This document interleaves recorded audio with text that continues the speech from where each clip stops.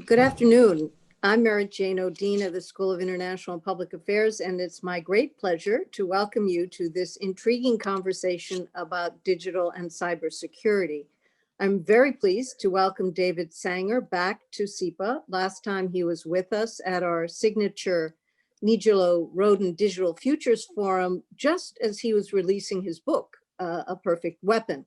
So that timing was great. And I will be brief in my introductions to give us more time for discussion, but suffice it to say, David Sanger is a remarkable journalist, national security correspondent, and senior writer for the New York Times, a 36-year reporting career. He's been on 3 teams that have won Pulitzer Prizes. He's the author of 3 best-selling books on foreign policy and national security.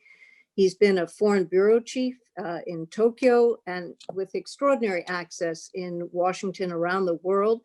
And he takes on some of the most difficult and sensitive of security and foreign policy issues. So David, great to have you back with us. Thank you. Thanks, Merritt. Great to be here. And I'm very pleased to welcome John Maggio with us today. He's the principal producer, director, and writer with ARC Media. He won an Emmy in 2019 for a film called Panic, the untold story of the 2008 financial crises, recipient of other Emmy and Writers Guild's Award. And this latest film, The Perfect Weapon, is the subject of today's discussion. It just premiered last week. It's a riveting work. John, thank you so much for being with us. Thank you for having me. It's wonderful. And our own senior research scholar, Jason Healey, who specializes in cyber conflict, competition, and cooperation. As you know, Jay is published widely. He's been involved in policymaking at the White House, as well as in the private sector, in the financial sector. And he started his career in cyber operations in the Air Force. And he runs our cyber policy work at SIPA and led our first New York City financial cyber task force and features in this film. So wonderful, Jay, to have you here. And we'll take turns asking questions of our guests. And at a certain point, leave plenty of room for questions from our audience. So please feel free to send your questions through the question feature. And we'll turn to those with about half an hour to spare. So let me start us off with just an observation and a question to get us rolling. I think the observation is that, I think we all recognize that cyber tension, conflict, intrusion is one of the most complicated and least regulated areas of conflict, with few established norms or global frameworks and enormous scope for harm by bad actors of various types, whether private or state actors. And I think we all feel an increasing sense, an ongoing sense of vulnerability, whether you're a citizen or a policymaker. And one of the really fascinating narrative arcs of your film opens with how the US exploited its early lead in cyber capabilities through the Stuxnet attack on Iran, which some have characterized as presenting a whiff of war. And ever since, your film suggests that the US has been on its heels trying to keep up as various bad actors target our adversaries target the United States, whether through private firms, attacking private firms like Sony or the Sands Casino or the DNC. So I guess my question is, did the US open this Pandora's box? Are you suggesting that there are advantages to being offensive? Is the US being late to the defense? Could you lead us through your thinking around this sort of fundamental challenge that we're facing? David, do you want to start us off? And I'm sure John and Jay all have great insights. Well, thanks, Merritt, and thanks for having me back at Columbia. I've got a real fondness of the place. My grandfather was class of 1917 at the journalism school, which you can just about see in your background there. And so I was the black sheep of the family because I didn't go there. Three of my grandparents had, and many others in the family. So somewhere they're thinking I finally made it by being back here with you guys. Uh, to your question, the United States has always been an offensive player in cyberspace long before many of our adversaries and many of our allies got deeply involved. I think that John can speak to this better than I can, but he often makes the observation when he started on this project, he ran into friends, neighbors, relatives, didn't even realize that U.S. Cyber Command is, up there with Central Command and Northern Command and Strategic Command and all of the others operating each and every day in cyberspace. But the question you're raising is our own activity there serving as a better deterrent, or is it escalatory? And the answer to that question, I think, is yes.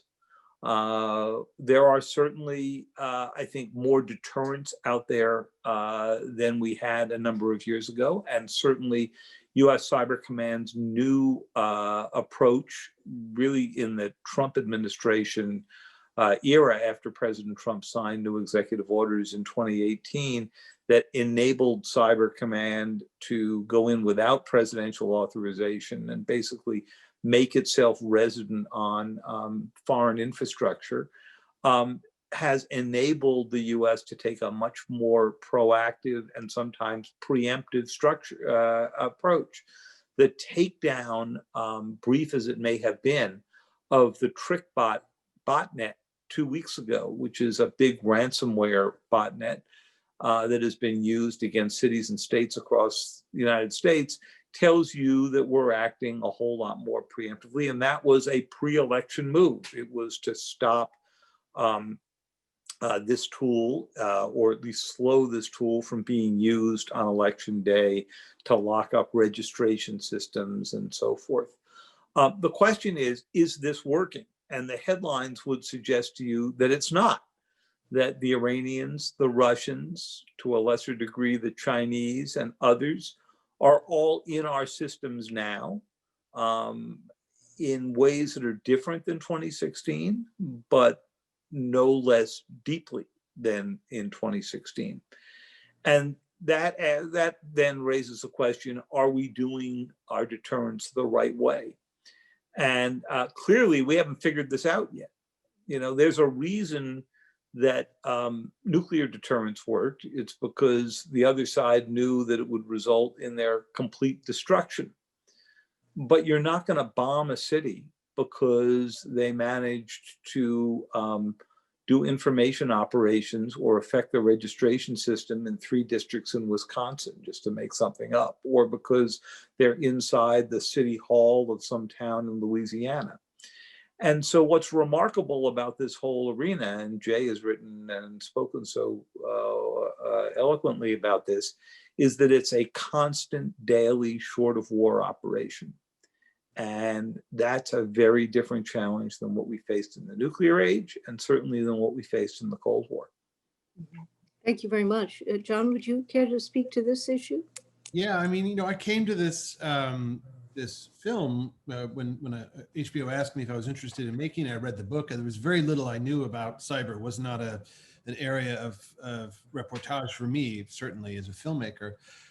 So I'm always interested in what I don't know. And as David pointed out, like things like Cyber Command and our sort of always defending forward policy within cyber. There are things that David is privy to, and Jay, I'm sure as well, from their contacts within the industry, within NSA, Cyber Command, and other places that are tricky for me as a filmmaker because many of these folks won't go on camera, so you can imagine. So that was a little bit of a trick. So what interests me most, which grabbed me most, was the thing I think America is most susceptible to in cyber, and that is misinformation, disinformation. What we saw from Sony, what I try to do in the film is not to connect these events necessarily operationally, but in spirit. What were our adversaries learning from each other? And what we saw with Sony with the hack and dump of emails.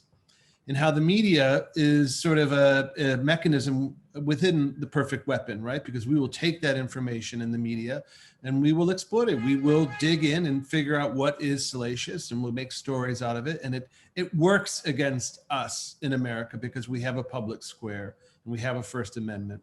That weaponry doesn't work in Russia or in China or any closed system. So I obviously, as a journalist and filmmaker, was interested in that aspect of it, which was incredibly enlightening to me, and to see kind of, how the playbook is shifting.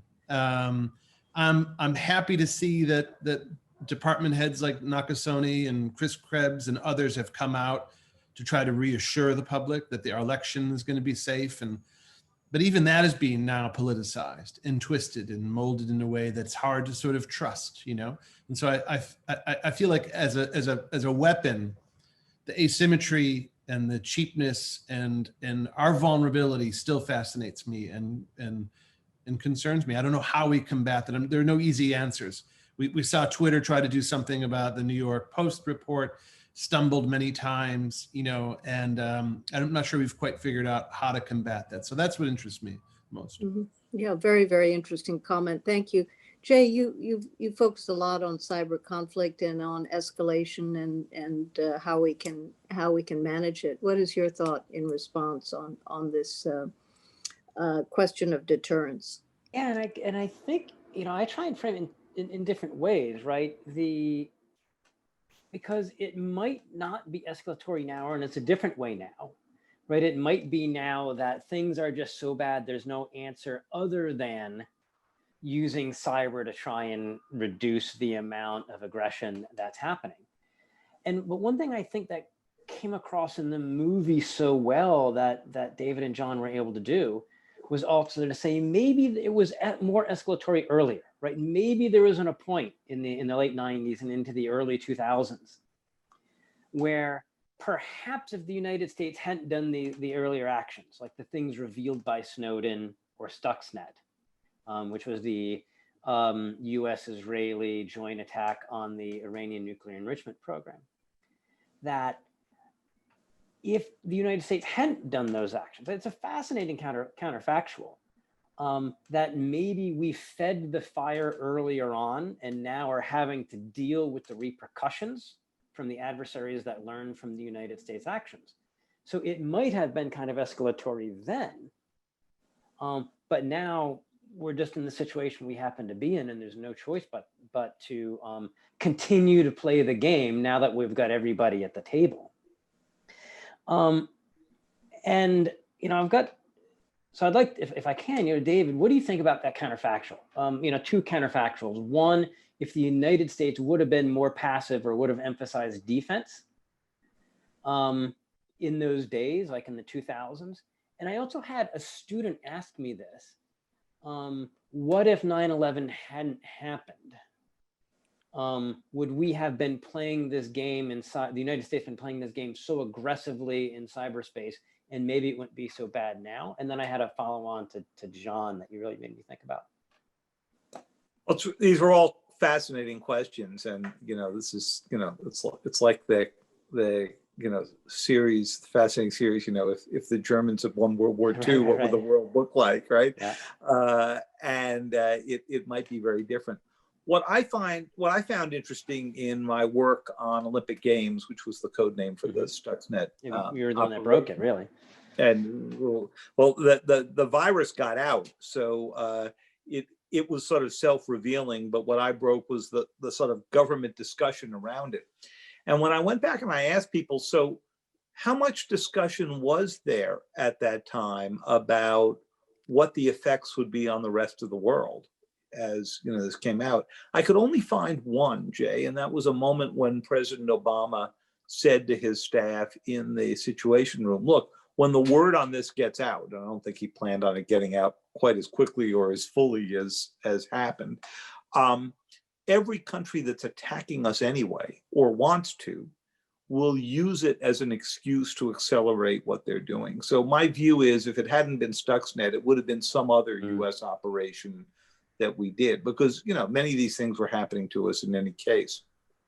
But now the die is sort of cast. We have this full full run cyber command. And, they sit in this 24/7 cavernous command room at Fort Meade that they've taken us through a few times. And, they're running simultaneous cyber operations because we are defending forward into these networks. So my view is that there was an escalation moment then, probably a trough in this. And now we're all up in full escalation mode. And guess what? Once we build a cyber command, then everybody else says, well, we need one of those, So at this point, I think there's sort of no turning back. Yeah, I wouldn't mind coming back to that because I think there's a sense of U.S. victimhood here that I'd like to explore. But if I can just do one quick one to John as follow-up. So John, I mean, the movie makes this big distinction, right? I mean, it starts in here's kind of how the US was operating. And then you have this pivot point where you say, all right, here's what came back. When you were doing these interviews and as your team was going through, did you find, as you were talking to people like General Clapper or others, like, did they make any connection to the things that came before and now, maybe those chickens have come home to roost? Or, did they have that sense, or were these not connected, or did they have some other explanation here? Yeah, to some extent they did. I mean, to the extent that it will tell you. I mean, General Alexander was an interesting conversation on background, but wasn't really giving up, as you see in the film. He won't cop to Olympic Games or Stuxnet. General Clapper does, and went on record, with Senate testimony talking about the Sands Casino hack and the Sony hack, and seemed to be piecing it together. The problem is operationally, it was 2016 where everything just seemed to fall apart. They were paralyzed. I mean, they didn't know what to do. And as David rightly points out, I think everything in cyber, I mean, your 15-year-old son or daughter probably knows more about it than you may, and I think General Clapper had a Cold War defense mentality. And wasn't necessarily thinking operationally about cyber as a tool, nor making all the connections he should have been making.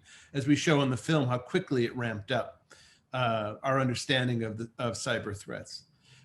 So I don't know that all of them were able to make a complete, all of the connections. I think after 2017, with NotPetya and WannaCry and those sorts of things, I think we start to see attacks going from the tens of millions to the hundreds of millions of dollars. And I think people now, and now I think with our film, with this conversation, people will start to look back and maybe start to piece it together. That was my hope. And again, operationally, I don't know enough to know whether or not each thing was connected. I think there's a theater that people, our adversaries, sort of picked up on and understand now how best to affect us. And your 9/11 analogy is so interesting, Jay, because that was something that always stuck with me when I started thinking about this film.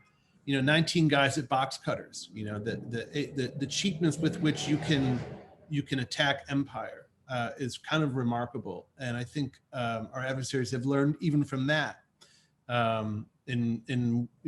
Whether the Russians are playing a very long game, which I think they are, as are the Chinese.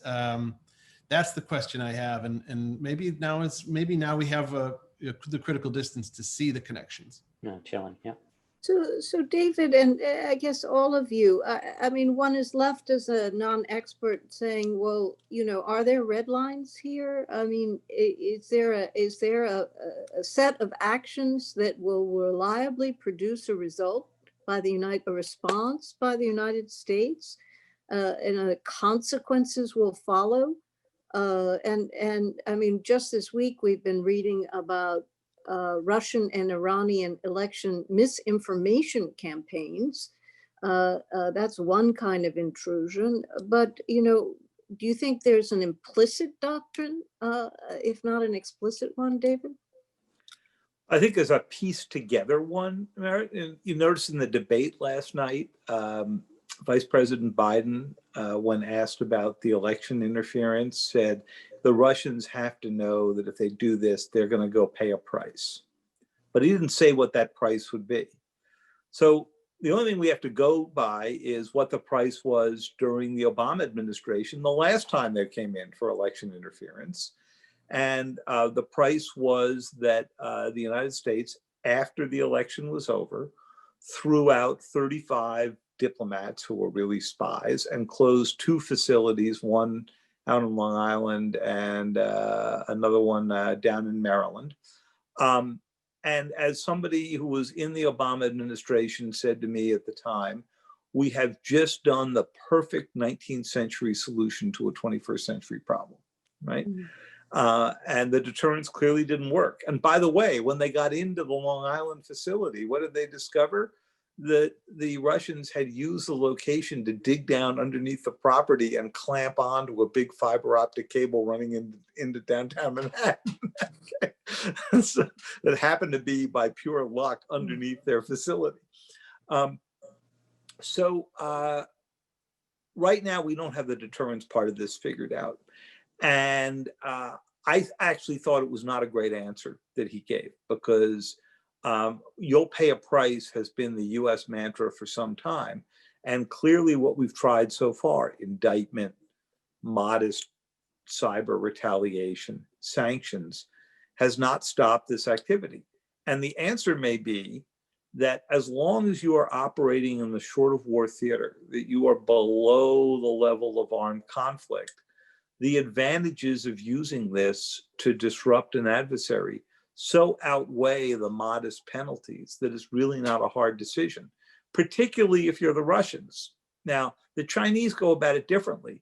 The Russians are disruptors here. The Chinese are builders, and they are basically laying out the fiber optic cable, and John captures this so well in the film, to build the next infrastructure in a way that they will dominate it. Well, let me just ask one more and then turn it back to Jay. You know, John, you've highlighted the vulnerability of an open system, and that just leads me to ponder, well, you know, are there opportunities that we can utilize from that transparency if we're prepared to follow through? And I'm sure you've both puzzled on that question as you made this film. Yeah, you know, and it is a puzzle. You know, Jay mentioned Snowden, and I do wonder if even if we were more transparent within our own cyber command and NSA and understood when we are deploying weaponry. You know, we always know when the president is sending a Scud over to send a message to one of our adversaries, and I think that there's something about understanding cyber just on a fundamental level, and the way we use it may encourage us to have, you know, more sort of conventions, you know, like the conventions that constrain conventional warfare, which just don't exist in cyber. You know, I think as a world, we haven't really even begun to grapple with the idea of what does it mean if they take down our you know, electrical grid, you know, one day for however long it took. Does that require a response? And I think we need to know, I don't think most people know that, like I said, like David mentioned earlier, that there is a cyber command, that we are in the Russian grid, we are in the Chinese grid. That I think is important that we have out there, because I don't think until then we can have a transparent discussion about it, frankly. Well, John, you know, Jay actually, you know, has fashioned today's conversation as part of our Hack Film Festival, which Jay has started called Defrag. So let me turn it over to Jay, because I think he has some real questions for John on the narrative arc of your show. Yeah, and if I can, just on your previous one, Dean, on the red lines, you know, a lot of the issue has been the lack of red lines than the willingness to enforce it, and I think that came through in the previous answers. But it really reminded me of this very chilling, looking back, very chilling or ironic, when President Obama went up to visit Fort Meade, which is the home of both NSA and Cyber Command. He talks about the Russians and he talks about the Chinese and the others. And he says, and we can choose to make this an arena of competition, which I guarantee you will win if we have to. Or we can come to basic rules in the road of how we operate. And like looking back at that from only 5 years on and just saying, oh man, we are not going to win. We are not winning, right? This has not gone the way, right? The hard words aren't enough. The red lines aren't enough. Like we've got to find this way of of trade-offs. And those trade-offs might include, like to get to the rules of the road, are saying there are things that we are going to stop doing. But when I've talked to some of the generals and I say, well, you know what, because we can't distinguish attack from intelligence in this space, right? If someone's in your systems, you can't tell. We might need to back off a little bit on some of our espionage so the other sides aren't threatening. And I have these generals who moments before were very thoughtful about how this is playing out. Like literally laugh. We're not going to limit our espionage. Like, all right, well, and you can see it, you know, that doesn't necessarily end well. Now, if I can, John, like as we mentioned, we have this defrag, right? Our hacked Columbia University Hacked Film Festival, which we're doing with the School of the Arts. And, you know, we're doing that in part with the Hewlett Foundation, which has been looking at how can we get away from our normal images of hackers, like sitting there with the black hoodies and the rest. And I noticed, I thought it was fascinating in your film that you didn't try to show hackers, right? You didn't use those images of the stereotype hacker, like evilly, like banging away. How did you find it difficult to try and tell the stories without that, to get or even you didn't really get much into what the individual hacks were doing? How do you as a director decide you're going to tell that story, and were there other films that influenced the way you wanted to tell that story? Well, thank you for noticing that. Yeah, I mean, I not to pat myself on the back, but I just made a film called Panic about the 2008 financial crisis, which is also a kind of very complicated business story. But what I discovered in making that film was that when you connect with people emotionally in a way, and distill just the most important information down, you know, that's really what works, what transmits this kind of complicated material across to people. And that's how I felt about this. I told David from the beginning, I didn't want to make a film about ones and zeros. This was about people. And I wanted to put a human face on it. And that human face that I think people will connect to most are the casualties of this quote unquote cyber war, right? You know, the one of the first people I did think about was Seth Rogen. Because I thought, well, here's a guy who had artistic endeavor, had a parody he wanted to put out, and it became an international incident. You know? John Podesta, for whom you see, he just wears it still on his sleeve. The dross of whatever happened in that fishing expedition that caught up in 2016. And the people that are too afraid to tell the story in Sands, Hillary Clinton. So I wanted to be able to connect with people on that level, because I think most of us are used to criminal hacking. I think that we're used to getting, I use the example a lot of the Equifax letter that many of us got in the mail about how our information had been determined to have been part of a leak, and we got free credit ratings for a year. I think we're conditioned for the kind of criminal hacking, but not on this big sort of geopolitical state level. And so I thought it would be helpful to eschew the kind of traditional visual narrative of the hacker and talk more about the people who were hacked. And frankly, it was fun to kind of do it in a geographical way too. Before COVID, we had planned on being all over I was going to be shooting in Hong Kong and embedding with Huawei and be in Moscow and Ukraine. And by March, that idea was clipped. So we had to kind of come up with a different visual narrative. Yeah, well, the drone visuals, if that's what they were, the sweeping, were really beautiful. I mean, really quite stunning. And for you and David, like, so right now, I mean, this is a very tight, about an hour and a half movie, right? I thought it was nice. If you would have had another 15 or 30 minutes in this, like, what ended up on the cutting room floor that you wish, if you could have done a slightly longer movie, you might have wanted to include? Well, I'll go first. I mean, I feel like, I had done this whole section that was before we got into 2016 about the Russian attacks in Ukraine. The whole story about how Ukraine is Putin's petri dish, as we call it. In the 2016 elections. I had been trying to get an interview with Dmitry, I'm going to forget his name, the great boxer, Klitschko, who was the mayor of Kyiv. Who was hacked, who had his cell phone hacked in the run-up to the 2014 election when he was running for president. Because again, I wanted to get him in the sphere of being one of the victims of this war. And I did a whole story about that. And I thought, wow, that's really cool, because it was in keeping with my keeping people on their toes a little bit, to think differently about cyber war, that it wasn't just ones and zeros, but it was real people. And that story I thought would have been good, but would have made the film a little bit too long. It would have, I think, taken us off track a little bit. We'd followed some people around who are doing election security, which is kind of not a super high value target for some of our adversaries, because our systems are so fragmented, and the actual, the affecting of votes, now that many districts have paper ballots. But I thought, oh, that could be a good scene.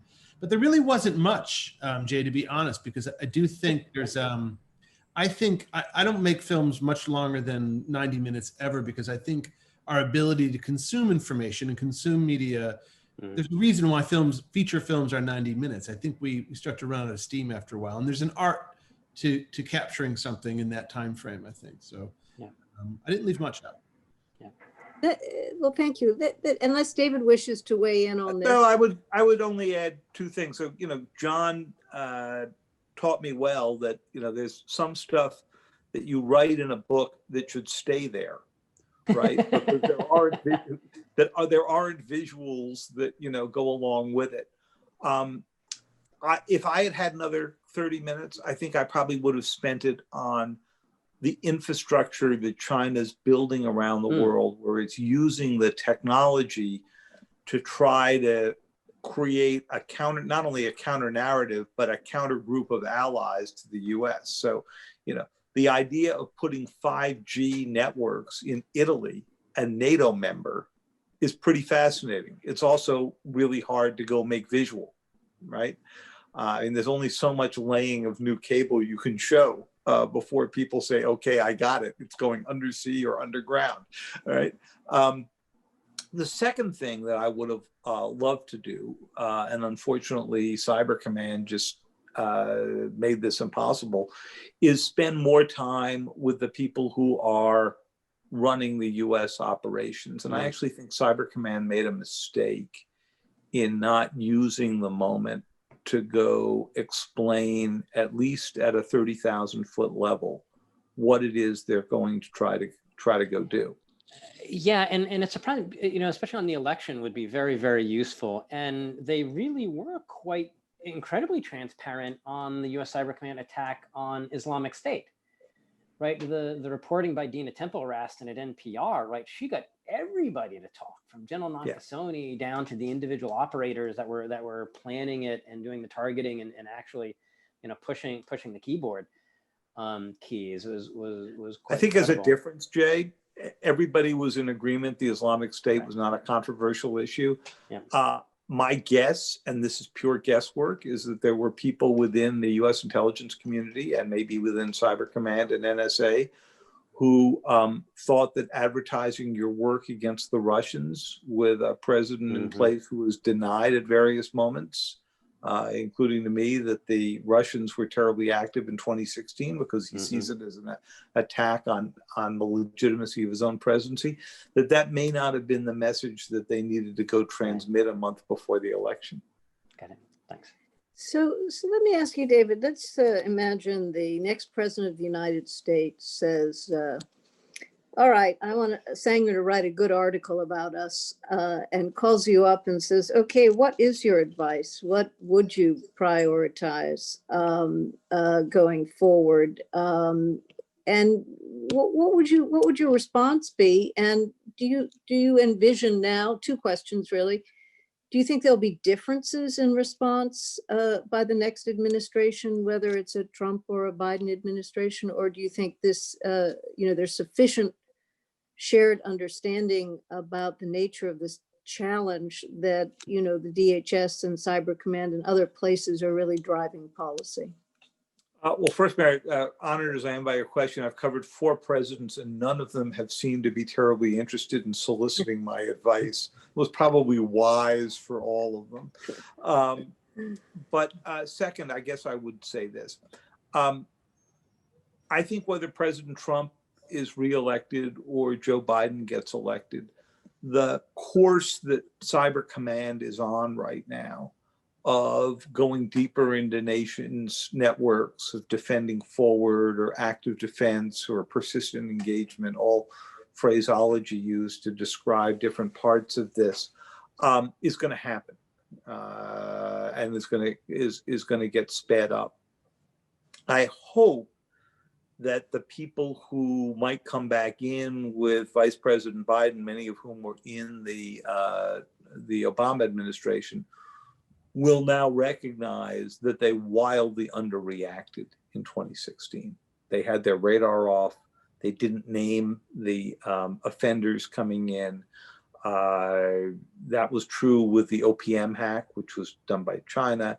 It was true when the Russian attacks on the Pentagon, the White House, the State Department, where they were hesitant even to mention that it was the Russians. It wasn't until they began to see the wreckage of the 2016 election and by that time they were leaving office, that I think they recognized that. So I think you have to give credit to President Trump and his administration for naming more countries and for pushing back harder.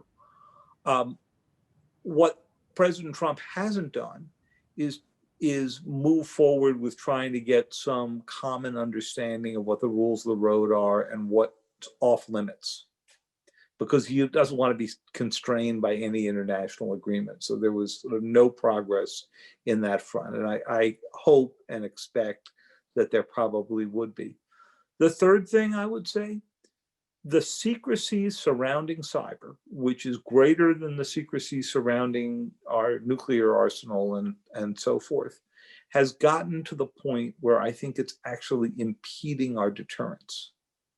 We are so wrapped up in the concept that if we talk about our offensive capabilities and so forth, we are revealing way too much to our adversary and all that, that we actually have gotten in the way of sending signals about what we won't tolerate and what the consequences may be if an adversary goes that way.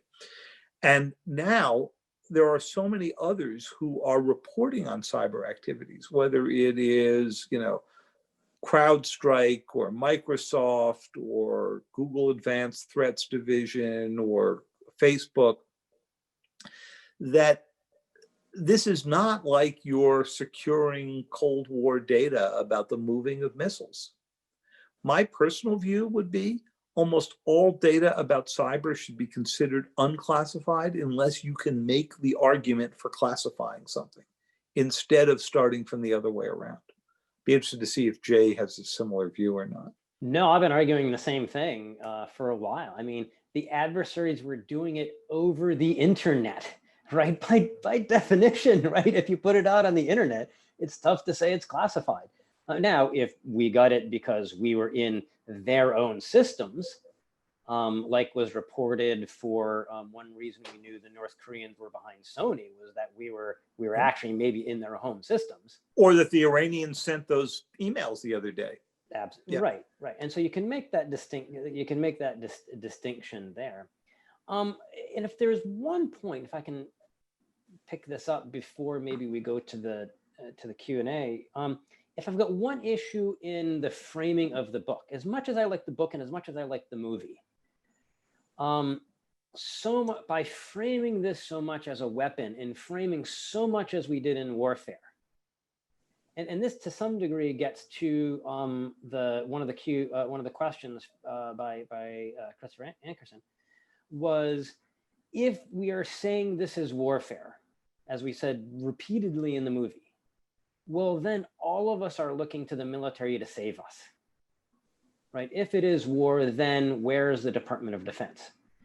But in the movie, so on one hand, you've got that, but on the other, you're repeatedly going to all of the amazing private sector people that are in the front lines, like John Hultquist, like Dmitry Alperovich. And so how do we balance that, right? You've set up this analogy for us to take this as warfare. But at the end of the day, right, you're seeing a lot of the people that have made the biggest difference haven't worn a uniform or are not now wearing a uniform. Well, if I could take that, I mean, from my limited, perspective on on this. What interested me was I do think warfare is changing. I mean, I think that's the answer, is that there needs to be a public-private partnership in this war, a defense. I mean, these vulnerabilities that the NSA holds on to and occasionally tells Microsoft about them, or vice versa, like we saw with the TrickBot takedown the other day. I think there's a different kind of form of warfare going on. I think our adversaries understand that. Was one of the things I hoped to do in the film was to look at who the new kind of quote unquote cyber warriors, cyber patriots is what General Nakasone calls them. I went to an event where he was speaking early on in the film, and he talks about recruiting cyber patriots. And where's he recruiting them from? He's recruiting them from our universities. In this country, many go to Silicon Valley and work. They don't go into government necessarily. And we know Silicon Valley's uncomfortable relationship with the defense industry. So there's that, and I see in other countries, like in China, for instance, who are taking their best and the brightest and taking them in and teaching them coding. And same thing with one of the places I was trying to go was to Israel and get into the Israeli Defense Academy, where they're training their cyber patriots. So I think the answer is that it is war, but it doesn't look like what we're used to it looking like. I mean, it's a little catchphrase I said on NPR the other day, but it is true. Is our war changing from boots on the ground to fingers on the keyboard? Is that really where we're going? And I don't know. I don't have an answer, but it seems that's the situation. Yeah, Jason, let me just throw in one additional line to that, because John rightly mentioned the TrickBot takedown. This is the set of tools that are used by people who are doing ransomware, right? And the reason that they're being attacked these weeks is that if that ransomware is in the registration systems or the state and local governments that run registration systems, it could be used on election day to lock things up, so that when you go to vote, they say, oh, this is, really interesting, Jason, but our records show that you moved to Arizona three months ago, or something like that. So we saw two different attacks on the TrickBot infrastructure around the world. One, we concluded and reported in the Times a week ago, was run by US Cyber Command. And the other was being done under a series of court orders by Microsoft. My guess is that when we're all done with the after action reports on this, Microsoft probably will have had a little more lasting impact than Cyber Command, but I could turn out to be wrong on that. When we started asking around, this seemed to be a pretty uncoordinated approach. And I think Cyber Command knew that Microsoft was going to pursue the legal avenue to go do this, but Microsoft didn't know what Cyber Command was going to do. And frankly, probably didn't want to, because if you're an international company like Microsoft, the last thing you want to do is be seen as a operative on behalf of the US military, or there are many around the world who won't do business with you. So it gets pretty complicated pretty fast once you have something in which both the US government and the private sector are involved in sort of a simultaneous takedown. Well, thank you very, very much. I think we should go to questions, and I think we've started to get a few. Jay, you may see them more readily than I. I'm going to do it sort of hit or miss and just pull up one that I think is very related to our discussion earlier, which was one of our participants is asking whether hacking against US pharmaceutical companies and other health organizations in the race to get a vaccine is an area where you think there are any cyber norms that apply, and whether or not the US could lead an effort around something like this.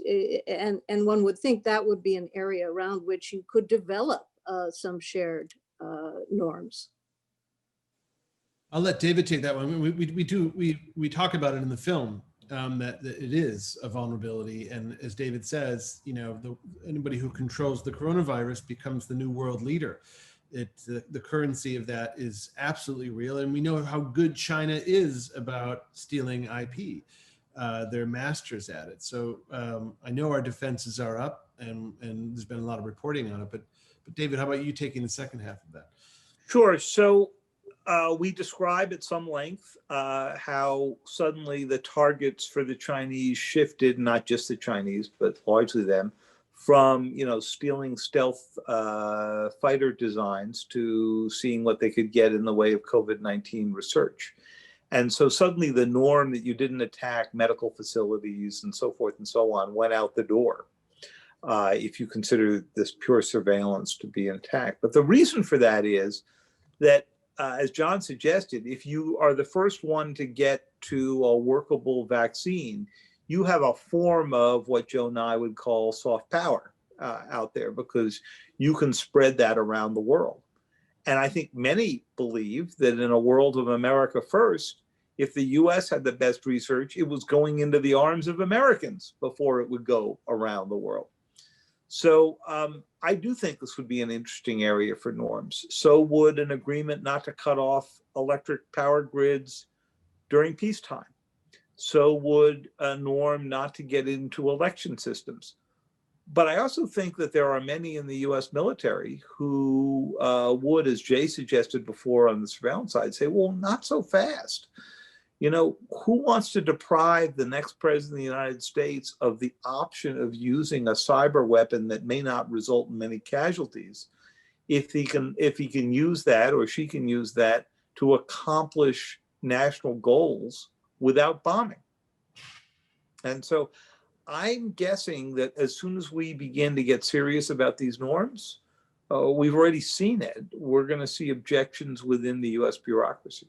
I think we totally missed an opportunity at the beginning of COVID, because the work that we were seeing from FBI and also DHS's cyber organization, CISA, on this, we're saying espionage related to COVID should absolutely be outside of the norms, and this is just putting everyone's lives at risk, which I thought was overly broad, right? This is maybe a unique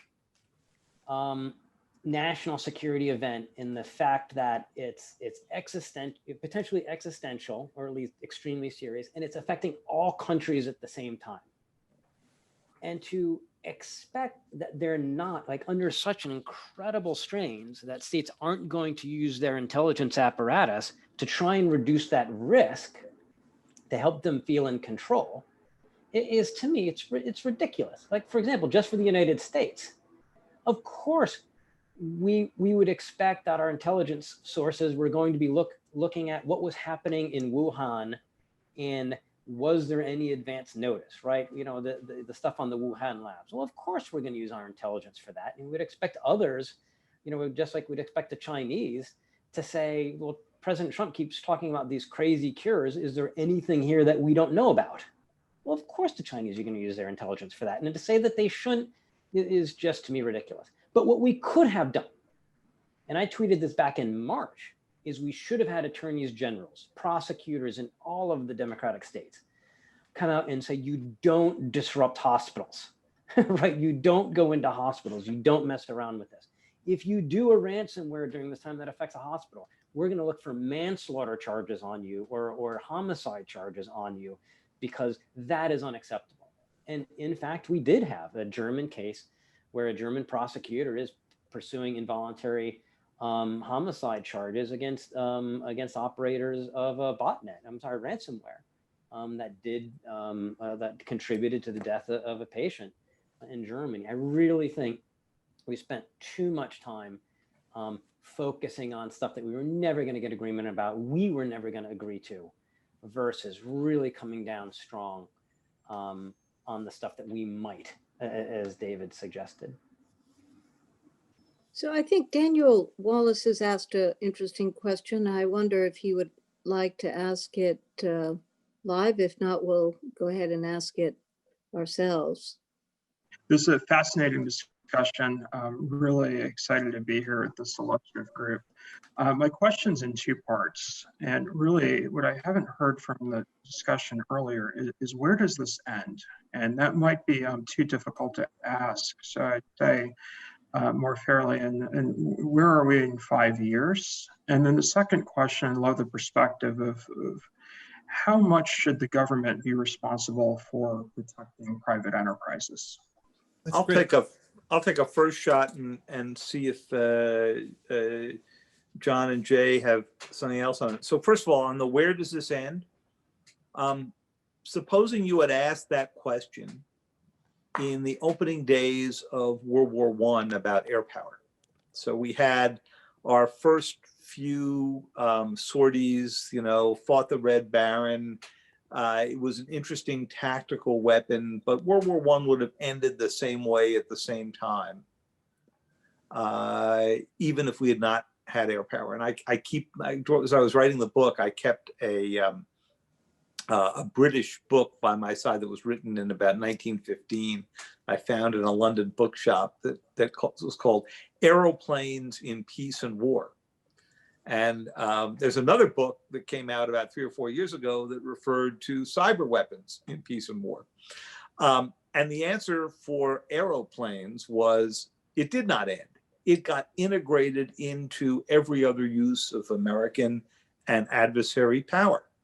And within 25 years, it was a strategic weapon and used to drop an atomic bomb. So the answer here is this doesn't end. It's only a question of, can we manage it? And so far, our management skills are not getting terribly high grades. To your second question of who's responsible for defending us, the analogy here kind of comes in the difference between what you do at home, what you expect the police to do, and what you expect the US military to do. So at home, you know, we expect you to keep locks on your door and a basic alarm system and hope that that will get rid of 80 or 85% of like normal crime around New York or elsewhere. But if there's an incoming North Korean missile, we don't really expect you to think that your locks on your door or your alarm system are going to be terribly useful. And at that moment, you're asking the United States to go protect its citizens.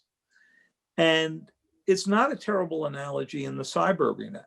The US government can't protect every household, every bank, every utility, and doesn't want to. We want private sector to spend money doing exactly that. But at the same time, we know that there's a line someplace where the US government's got to go step in. And no one in the US government wants to define where that is very clearly because they don't want your adversaries to know. But unfortunately, I don't think we know either. Thank you very much. Daniel, thanks for joining us. Jay, turn this over for you. Yeah, and if you don't mind, just a touch on to Daniel's answer is, one of the things we don't know, Daniel, is there a tipping point? Right, when I was talking with Dean Janow about this, she used the word Wild West, which often gets used a lot, right? And in the sense of there's no rules.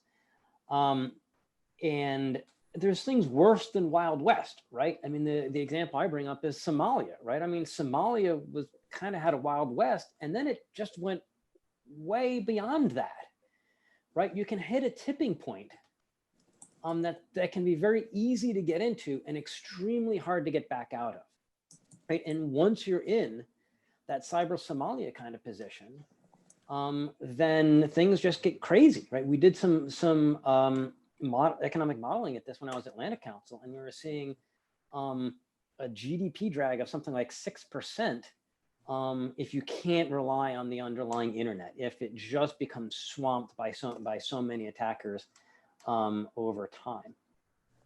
And with that, perhaps we can, that was Daniel Wellness from McKinsey, and I saw also Joe Nacera was there, and maybe we can go to Joe, and maybe after that, Tinatin Japaridze, SIPA alumni, perhaps after that.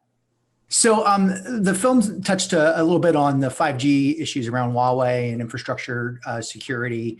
And one of the things that jumps out to me is it's pretty easy to identify those first order risks where you have a foreign owned entity that owns a piece of infrastructure.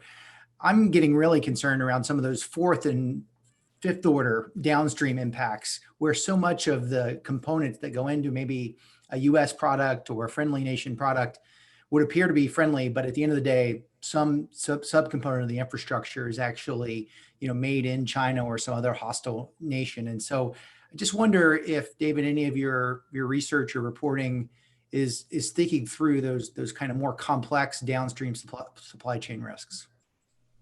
Absolutely. It's a great question.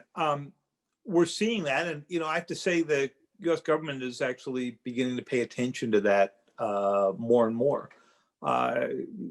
Previously, when foreign companies went to go purchase an American company, it had to go through a whole approval process that was not terribly clear in the U.S. government. But it just had to do with when a company took over a 50% controlling stake. That has changed in the Trump years. And now, even if you want a minority stake, you need to go through some kind of search. And now, look at what happened with TikTok. Now, initially, when the U.S. government started going after TikTok, I was thinking, and I even wrote, this is more of a parenting problem than a national security problem. But the more I dug into it, the more I discovered that because all of the code for TikTok was written in China and goes in a module into your iPhone, and we've begun to discover that there's now some political content, buried away in TikTok, we would have no way of knowing how that code was rewritten and reinserted. And you don't exactly stop before your iPhone is updated and say, no, I have to see all the code that's going in. Apple updates you, every couple of weeks. And, you just put it by your bedside table and pick up the phone the next morning and use it. So the question that came up out of the TikTok question was, what do we do about foreign controlled apps that are getting updated within our system? Do we know what's in there? And that's an even harder question than, do you know the components that are in there? Because it's so dynamic. Jay or John? No, I mean, we've talked a lot about this, and you've totally articulated the idea. I am in watching our reaction to Huawei around the world and their ability to undercut Western companies, and are kind of really getting caught on our heels on 5G. We don't really have a great sort of company, American company at least. I mean, we've got the European couple of European companies. They can't seem to compete. So we have to have an understanding of what that technology is going to do for us and how we're going to control it. Or are we going to live with a Chinese network? I don't know, David. You've talked about the kind of Berlin Wall idea of separate internets around the world. I don't know if we're heading for that or not, but it's certainly provocative and certainly important to think about. Well, David, you let me just ask a further question about that, because it's, there's been such a blending of economic and security issues, particularly with respect to China. And so as we go forward, how do you think about this? Is it there's a danger of being over-inclusive and as well as under-inclusive. So, are you suggesting that a policy that just says, no investment in AI, no Chinese apps is the right way to go forward? Or do you think there are ways to be more nuanced in how we think about where the risks lie? If I can jump in on that, like it was David, I think you might be muted, so I'll cover the. It's interesting. We had a difference between how the United States approached Kaspersky, was a Russian antivirus cybersecurity company, where they were able to come out and say, look at what we caught this software doing. And they came out caught red-handed. No, didn't mean that to be a pun. So much of what's happening on the Chinese side is not built around look at what has happened. It's look at what might happen when the Chinese Communist Party wants to flex their muscles on this. Right. And so it used to be tougher when we could imagine a path to a better relationship with China, right? When that was something that we thought was achievable. Now that everyone has said, this new realism is set in, that argument I think has taken on a lot more. If I'm back and you guys can hear me now, the only thing I'd add to what Jay said is, Mary, you're exactly right. You can try to cut out way too much, and the fact of the matter is that we could cut Huawei out of our networks, and it's still going to control 40% of the world's global telecommunications networks in 5G. And so we have to learn how to live in a dirty network. We have to learn how to live in a world where when Jay and I send each other an email, it may well get routed through a Huawei controlled server someplace. And we have to adjust to that. And what that means is we need really fabulous encryption. And I recognize the US government is out there making the case about why they need a way into every encrypted conversation. But when you create that back door to do that, you've drilled a hole the Chinese, the Russians, and others will crawl through. And I find that two different parts of the US government aren't talking to each other about this. The law enforcement side that wants in, and the worry about China side that wants to figure out how we build our protections. Thank you. I think, Jay, you have invited another expert to speak, ask a question. Yeah, we've heard from the past questions were from consultants, from Joe from PwC and Daniel from McKinsey. I thought we'd hear from a recent alum who is a Russian expert in her own right. Tintin. Thank you very much for the event and also for the book and the movie. I'll just tell you very briefly. One of my first introductions to cyber was thanks to Professor Healy. When I got interested in the topic was actually your book, David. So thank you for that. And of course, thank you, Professor Healy, for your other great book as well.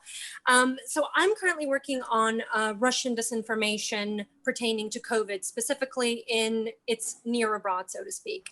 And my question also to this end is whether or not we should punish, try to mitigate, or even counter Russian disinformation pertaining to the pandemic, because my fear is, on the one hand, of course, we can't stay silent on this. On the other hand, are we granting Russia too much of a platform and a broader informational reach if we do indeed start to counter their disinformation with counter disinformation? Where is that cutoff between let's not give them too much of a limelight, because then they're achieving exactly what they want to achieve? Thank you so much. And to some direction, that reminds me of the point in the movie where General Clapper was talking about we didn't want to respond to the election interference because that was just going to give a platform to what they were doing. John or David? I don't think there's an easy answer. I mean, I know that's a facile comment, but I mean, we are living in this now with regard to our democracy, as Podesta says, we're living in a kind of wilderness of mirrors, right? We don't know what's real and what's not real. And I think we're doing a pretty good job of living in that same world around COVID. I mean, every day there seems to be new, and much of it driven by the president. I don't even, I don't think we've come to be able to trust that he's allowing the CDC to give us all the facts around COVID. Is it airborne? Is it aerosol? All those sorts of things. So I think until we clean up our own house, I think we can combat, we should be actively calling out Russian disinformation as it happens. But we got to take care of our own house first and get our story straight. And I'm not sure we're close to that yet. Thank you. I think we have a couple of questions that are really aimed at asking, should we create a new force in the military, or, a kind of cyber force?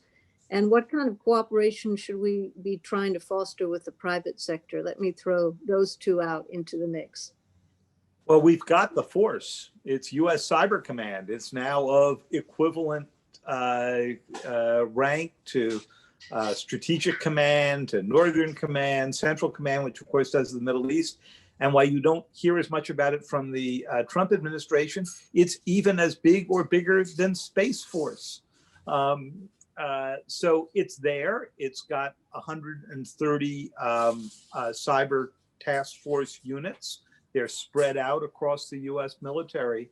So I don't think the question is, do we need a military force? I think the question are all the ones that we were just discussing before. How does this mesh in a world where the private sector may be as big or bigger a part of both the defense and maybe the offense questions as the U.S. government. I don't know, Jay, you were an early cyber warrior. Yeah, I helped set up the very first Joint Cyber Command back in 1998. I just don't think we've figured out, like, I just think it's an interesting question, but we haven't figured out how to win yet, right? We haven't figured out, like, for example, if I were going to win, I would much more prioritize private sector action than military action. I would emphasize what Microsoft is doing rather than what U.S. Cyber Command is doing. And by continually building up the military side, we're ignoring that other part. We heard from DHS in that movie, in this wonderful movie, the additional money that the Department of Defense got to do cyber in 2019, just their plus up was 1 point something billion, more than the entire Department of Homeland Security got for all of their cyber operations. Not just to do defensive cyber operations, but also public-private sector partnerships, information sharing. Even the internal computer security for DHS itself was less than the amount that DoD got just as an addition. As a matter of fact, Department of Defense got more money to build buildings for military construction than all of the Department of Defense got, right? I mean, so by focusing on whether it should be a service or not, it's a great question, but we're missing, is that really where we should be spending our attention and our money on this? And Dean, I saw two short questions I was particularly interested in. I thought maybe we can ask both of them since we're starting to get a little tight on time. First was from my co-teaching colleague this semester from the computer science department, Sal Stolfo, who asked, should we have a cabinet level department that's doing cyber? Should that be raised? Might we raise it within the White House? For example. Also a good short question from Ted Perlmutter. Is there a civil military split on how and when to use cyber warfare? And I think John, especially you might chip in on that. Like, did you find something different from those who had been in military uniform versus those who had come at this from a civilian? You know, that is interesting. And from my perspective as a filmmaker and journalist, I was getting great information from the private sector, from Kevin Mandiat and from FireEye and from Dmitry Alperovich and others. But, there's a concern for me to not make this a promotional film for cyber security firms. That I was riding that line the whole time. And so to be honest, I wasn't thinking necessarily as big a picture as that question sort of asks. So my concerns were sort of more fundamental to storytelling and objectivity and all that stuff. That said, I do think they're obviously out in front of it. When you talk to the security guys, they're the ones who get the phone calls. And it was a very, from organizations that are locked up with ransomware, whatever it is, they're the ones who get the phone calls. And what I thought was interesting, if they get the phone call on a Tuesday, they feel there's something they can do. They get the phone call on a Friday, they know the company's already mucked it up somehow. And so now it's desperation time. And so they're only going to be able to get so much information back. And that's a whole other kind of world. I mean, if we think about ransomware as a state-sponsored ransomware to the extent that it is state-sponsored and not just criminal, that's where I think the private sector is obviously, they are boots on the ground. They're the ones who are trying to figure this situation out. And often our federal response is don't pay the ransom, right? We don't pay ransoms. That's the federal government's approach. Well, look what happened in Baltimore. They didn't pay what was probably $100,000 ransom for their information. They spent over $15 million rebuilding their infrastructure. A municipality like Baltimore cannot afford to spend $15 million in rebuilding their infrastructure. Whereas I think the private companies were like, yeah, pay the ransom, you get your stuff back, and we'll move forward. So it is a much larger question. I don't know what a cabinet level position does. I think it does add, a certain amount of puts a spotlight on the importance of cyber. Maybe that will help, but I think the answer does lie in that nexus of public and private and the relationship between Silicon Valley and defense, which it has a history of not being so great. David? Jay, since I'm the Washington wonk here, I'll just take up the last part of that about the cabinet level position. If you go into the Cyber Solarium Commission, which was created by Congress, one of their recommendations is a Senate confirmed cyber position within the White House. I don't know whether that would be I doubt it would be a cabinet level, but the Trump administration started off with actually a pretty good cyber team in the White House. And then during one of the periodic purges that led to John Bolton coming in, his first week, he fired the Homeland Security advisor who had a lot of cyber background to him, Tom Bossert. He eliminated that position, not because he cared about cyber, but because it had direct access to the president. And I don't think he sort of said, well, we have cyber issues everywhere. But of course, if you don't have someone taking care of it, no one sort of focuses in on it. That led to a dismantling further down the line. Mm-hmm. And so we're going into these next 2 weeks of, worrying about the Russians and the Iranians and all that without a high-level cybersecurity advisor within the White House. We've sort of done unilateral disarmament here. And it is pretty remarkable because you watch what John's done with the film and what you get is this sense of the acceleration of the problem.